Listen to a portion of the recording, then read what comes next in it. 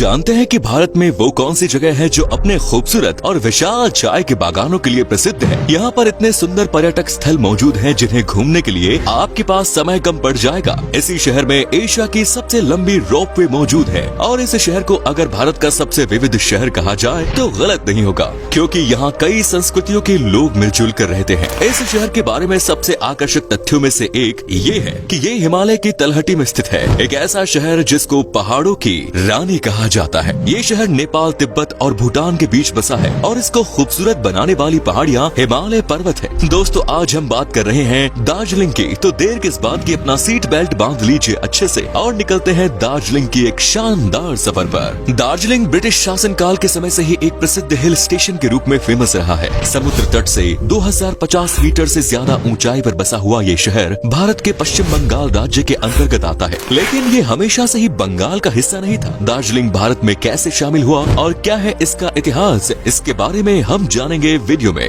दार्जिलिंग अपने चाय के बागानों के लिए सबसे ज्यादा मशहूर है और यहाँ के चाय बागानों को देखने हर साल पर्यटक आते हैं। दार्जिलिंग जिन पहाड़ियों पर बसा हुआ है उन्हें कंचनजंगा पर्वत श्रृंखला का ही हिस्सा माना जाता है, जहाँ आपको चारों तरफ हरे भरे पेड़ नजर आएंगे। साल भर यहाँ मौसम में उतार चढ़ाव होता रहता है, इसके बावजूद यहाँ के जंगल बेहद हरे भरे हैं। दार्जिलिंग अपने फ्लोरा और फौना के लिए भी पहचाना जाता है, क्योंकि यहाँ कई ऐसे जीव जंतु, जानवर और पौधे आपको देखने को मिलेंगे जो दुनिया के अन्य किसी कोने में नहीं देखे जाते। आपको बता दें कि दार्जिलिंग दोर्जिलिंग नाम का तिब्बती शब्द से आया है। दोर्जी का मतलब वज्र और लिंग एक साथ या भूमि है, यानी वज्र का क्षेत्र या ज्यादा ऊंचाई पर स्थित होने के कारण दार्जिलिंग में वज्रपात आते रहते हैं और इसीलिए भी इसे वज्र का स्थान दिया गया है। दार्जिलिंग की कुल जनसंख्या 20 लाख के आसपास है। यहाँ पर सबसे ज्यादा हिंदू जाति के लोग रहते हैं, जो पूरे शहर में 66% है। इसके अलावा 23% बौद्ध, 5% ईसाई और 4% इस्लाम धर्म को मानने वाले भी दार्जिलिंग में रहते हैं।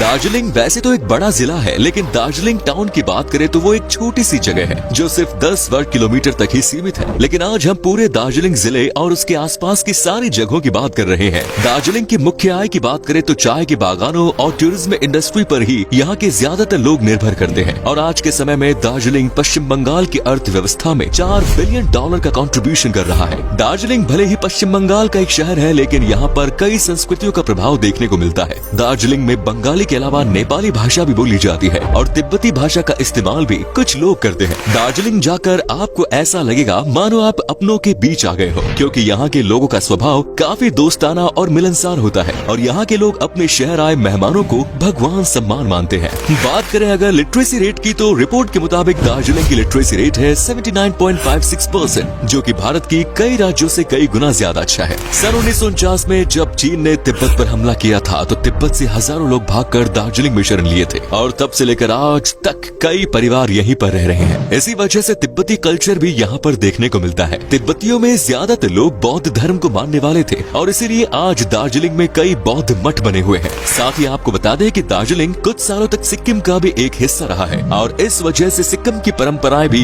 दार्जिलिंग के लोगों द्वारा निभाई जाती है। इन्हीं सब वजहों से दार्जिलिंग में कई प्रकार की सभ्यताएं देखने को मिलती है। दार्जिलिंग के खाने में आपको विभिन्न देशों के खाने का स्वाद मिलेगा। थुक्पा एक ऐसी तिब्बती डिश है जिसे सिर्फ दार्जिलिंग में ही नहीं पूरी नॉर्थ ईस्ट में काफी पसंद किया जाता है। ये एक चिकन नूडल सूप है जिसमें कई सब्जियां भी मिलाई जाती है। इसके अलावा चुरपी एक डिश है जिसे गाय या यॉक के दूध से तैयार किया जाता है। मोमोज और दम आलू तो यहाँ के लोगों के रोजमर्रा की डाइट का एक हिस्सा है। आपने दम आलू तो कई जगह खाए होंगे, लेकिन दार्जिलिंग के दम आलू की बात ही अलग है। सेल रोटी एक ऐसी नेपाली डिश है जिसे आप एक बार खाओगे तो खाते ही रह जाओगे। ये दार्जिलिंग में काफी लोकप्रिय है। ये मीठे चावल से बनाई जाती है। पीने की बात करें तो चांग, जिसे स्थानीय भाषा में टोंगबा भी कहते हैं, दार्जिलिंग की एक मशहूर ड्रिंक है। अगर आप नॉनवेज का शौक रखते हैं तो आपको यहाँ की मशहूर शाह पाले का आनंद जरूर लेना चाहिए। और दार्जिलिंग की चाय के चर्चे तो आपने सुने ही होंगे, जिसके बारे में हमें ज्यादा बताने की जरूरत नहीं है। दोस्तों, दार्जिलिंग आने वाले पर्यटक यहाँ से चाय तो खरीदते ही हैं, साथ ही यहाँ पर आपको होम डेकोर और हाथों से निर्मित कई वस्तुएं मिल जाएंगी जिन्हें आप अपने परिवार वालों और दोस्तों के लिए खरीद सकते हैं।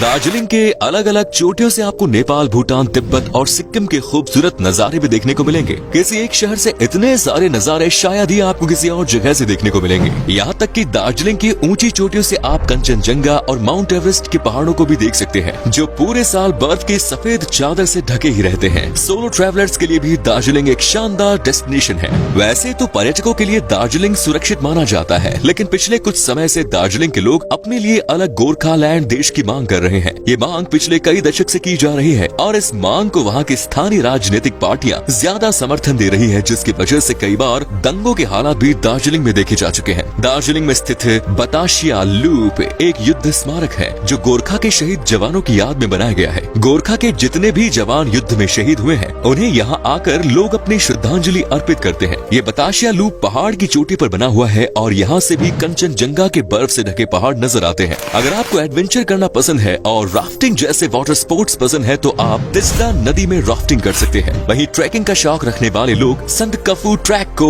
अपनी विश लिस्ट में शामिल कर सकते हैं। दूर दूर से लोग इस ट्रैक पर चढ़ाई के लिए आते हैं। सबसे ऊपर पहुंचने पर आपको कुदरत का वो नजारा देखने को मिलेगा जिसे शब्दों में बयां कर पाना मुमकिन नहीं। दार्जिलिंग के नजदीक ही एक कुर्सियांग नाम का हिल स्टेशन है जो अपनी प्राकृतिक सुंदरता के कारण धीरे धीरे पर्यटकों के बीच में लोकप्रिय हो रहा है, क्योंकि अभी तक इस हिल स्टेशन के बारे में ज्यादा लोगों को जानकारी नहीं है। इसी वजह से आपको यहाँ पर भीड़ भाड़ बहुत कम ही देखने को मिलेगी। दार्जिलिंग कई मंदिरों, चर्च और बौद्ध मठों के लिए भी प्रसिद्ध है। उनमें से जापानीज पीस पगोडा एक मुख्य आकर्षण स्थल है जिसे सफेद पत्थर से बनाया गया है। अपनी भागदौड़ भरी जिंदगी से दूर कुछ पल शांति से बिताने के लिए लोग यहाँ पर आते हैं। साथ ही दार्जिलिंग में एक महाकाल मंदिर भी श्रद्धालुओं के बीच काफी प्रसिद्ध है। ये मंदिर भगवान शिव जी को समर्पित है। मंदिर तक पहुँचने के लिए आपको 20 से 25 मिनट का रास्ता पैदल ही पार करना होगा, क्योंकि ये मंदिर ऑब्जर्वेटरी हिल पर बना हुआ है। टाइगर हिल पूरे दार्जिलिंग का सबसे फेमस टूरिस्ट स्पॉट है। ये लगभग 2800 मीटर की ऊंचाई पर स्थित है और इसे रोमांटिक माउंटेन भी कहा जाता है, क्योंकि यहाँ से सूर्योदय के बेहद ही खूबसूरत नजारे देखने को मिलते हैं। इस पहाड़ से कंचनजंगा और माउंट एवरेस्ट पर्वतमाला भी देखी जाती है। लेकिन टाइगर हिल जाने से पहले आपको अपना रजिस्ट्रेशन कराना होगा और परमिट लेना होगा।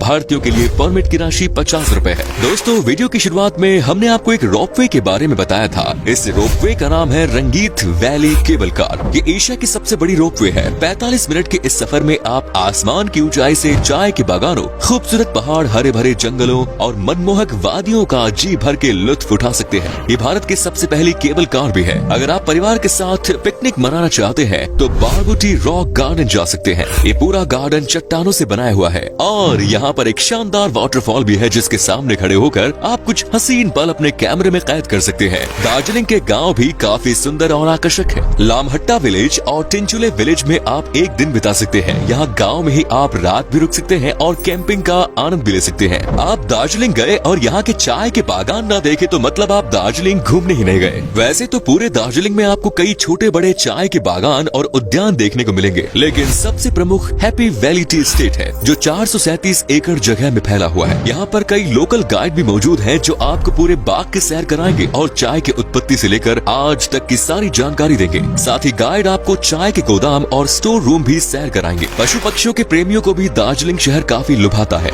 यहाँ पर बना पाडमाजा नायडू हिमालयन जूलॉजिकल पार्क जो 70 एकड़ में फैला हुआ है। इस जू में आपको साइबेरियन टाइगर और स्नो लेपर्ड जैसे जानवर पाए जाते हैं। इसके अलावा सिंगालीला नेशनल पार्क भी एक प्रमुख राष्ट्रीय उद्यान है। इस नेशनल पार्क में red panda, Himalayan black deer सहित एक सींग वाले गैंडे, हाथी, बाघ और कई प्रकार के प्रवासी पक्षी देखे जा सकते हैं। अब बात करते हैं दार्जिलिंग के एक सबसे प्रमुख आकर्षण की, जो है टॉय ट्रेन। इसकी शुरुआत 1880 के दशक में ब्रिटिश काल के दौरान की गई थी। सही मायने में अगर आप दार्जिलिंग की खूबसूरती देखना चाहते हैं तो लाइफ में एक बार इस टॉय ट्रेन में सफर का आनंद जरूर लीजिए। सन 1990 से ये toy train UNESCO world heritage site में भी शामिल है। ये ट्रेन न्यू जलपाईगुड़ी से दार्जिलिंग तक का सफर 7 घंटों में तय करती है। ट्रेन की रफ्तार धीमी होने के कारण आप आराम से कुदरत के सभी नजारों का लुत्फ उठा सकते हैं। दार्जिलिंग के लोग संगीत प्रेमी होते हैं। यहाँ के लोग कई प्रकार के पारंपरिक वाद्य यंत्र बनाने में और बजाने में निपुण है। दार्जिलिंग के लोग रोसिया, जोवरे और जुआरी गानों के शौकीन होते हैं। ये यहाँ के प्रमुख लोकगीत है और यहाँ के लोग दिन भर इन गानों की धुन गुनगुनाते रहते हैं।